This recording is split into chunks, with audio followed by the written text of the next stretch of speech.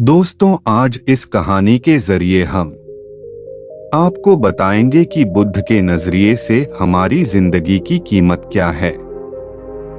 हम में से बहुत से लोग अपनी जिंदगी की वैल्यू नहीं समझते और अपने जीवन को ऐसी चीजों में बर्बाद कर देते हैं जिनसे हमारा नुकसान ही होता है।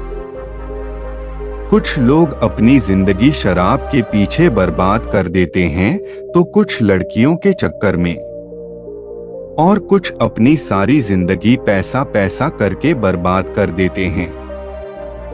आज की इस बुद्ध कहानी के जरिए आप जानेंगे कि हमारी जिंदगी कितनी कीमती है और हमें अपनी इस कीमती जिंदगी को किस तरह जीना चाहिए। एक बार की बात है, गौतम बुद्ध अपने शिष्यों को जिंदगी से जुड़ी अच्छी बुरी चीजों का ज्ञान दे रहे थे। सभी शिष्य उनकी बातों को बहुत ध्यान से सुन रहे थे।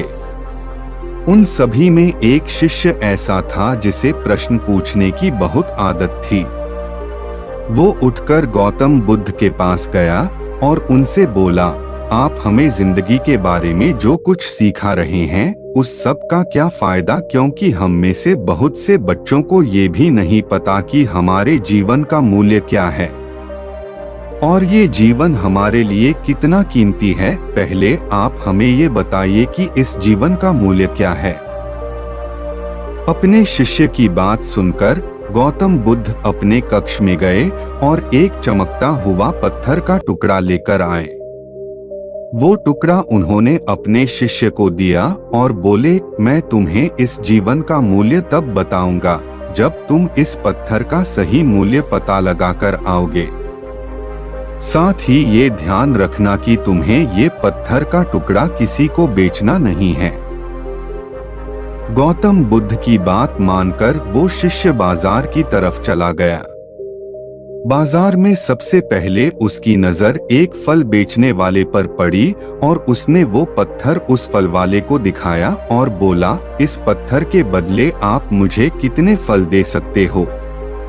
फल वाला बोला, ये पत्थर कुछ खास तो नहीं है, लेकिन फिर भी इसके बदले में तुम्हें 10 केले दे सकता हूँ। वो शिष्य उस पत्थर को लेकर आगे चला गया। फिर उसे एक सब्जी वाला मिला। शिष्य ने उस सब्जी वाले से उस पत्थर की कीमत पूछी। सब्जी वाले ने उस पत्थर को ध्यान से देखा और बोला, इस पत्थर की कीमत के बदले में तुम्हें ज्यादा से ज्यादा 1 बोरी भरकर सब्जियां दे सकता हूँ। इसके बाद वो शिष्य उस पत्थर को लेकर एक सोने के व्यापारी के पास गया। उस पत्थर की टुकड़े की चमक देखते ही उस सुनार ने उसकी कीमत 100 सोने के सिक्के लगाई। शिष्य ने वो टुकड़ा बेचने से मना किया, तो वो सुनार उसके बदले 200 सोने के सिक्के देने को भी राजी हो गया। लेकिन शिष्य ने वो पत्थर नहीं बेचा।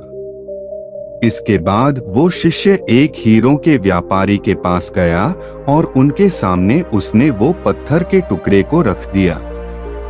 उस पत्थर को देखते ही हीरों के व्यापारी ने एक साफ कपड़ा बिछाया, उस पत्थर को उसके ऊपर रखा, फिर उसकी परिक्रमा की और हाथ जोड़कर उस पत्थर को कपड़े में लपेटते हुए वो बोला, तुम जिसे मामूली पत्थर समझकर उसकी कीमत पूछ रहे हो, असल में ये एक बेशकीमती रूबी है। ऐसा रूबी हर किसी को नहीं मिलता। मैं अगर अपना सब कुछ बेच भी दूं तो भी इसकी कीमत नहीं चुका सकता। उस व्यापारी की बातें सुनकर वो शिष्य हैरान हो गया। वो दौड़ा दौड़ा सीधा बुद्ध के पास आया और उन्हें उसने जो कुछ भी बाजार में हुआ वो सब बताया। उसकी अचरज भरी बातें सुनकर गौतम बुद्ध बोले, तुम्हारे सवाल का जवाब इस रूबी की कीमत में ही छिपा है। हमारा जीवन भी एक रूबी है, रूबी की तरह ये भी बेशकीमती है। लेकिन हम इस बात को हमेशा नजरअंदाज करते हैं और अपने जीवन का मूल्य नहीं समझते। हम दूसरों को देखकर और उनके जैसा जीवन जीने की कोशिश में अपने जीवन की कीमत को कम कर देते हैं। हम ये सोचते हैं कि हमारी जिंदगी की कीमत वही है जो दूसरे हमें बताते हैं, लेकिन ये बात हमेशा ध्यान रखना कि सामने वाला अपनी हैसियत, बुद्धि और अपनी समझ के हिसाब से तुम्हारी कीमत लगाता है। जिंदगी सिर्फ एक बार मिलती है, इसलिए इसको बर्बाद ना करें। अपनी जिंदगी को उतना ही कीमती समझें जितना कीमती आप अपने बैंक में रखे रुपयों को समझते हैं। आज के समय में लोग अपनी जिंदगी से ज्यादा कीमती प्यार, पैसों और दिखावे से भरी चीजों को समझते हैं।